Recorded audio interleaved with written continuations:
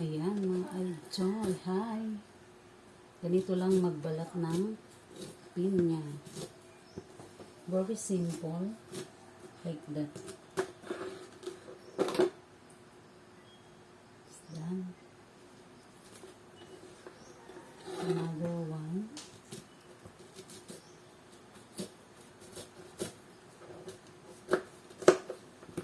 Done again. Yep. And then you try to remove the ice. The ice of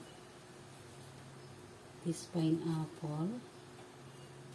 Yeah, like this.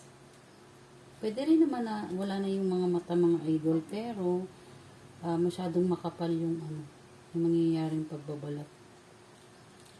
So yan, di ba? Mami kaayo. Very sweet. Kasi talaga to, hinog sa puno, mga idol, ng ating pineapple. So, yummy. And then, tanggalin natin yung, yeah, like that.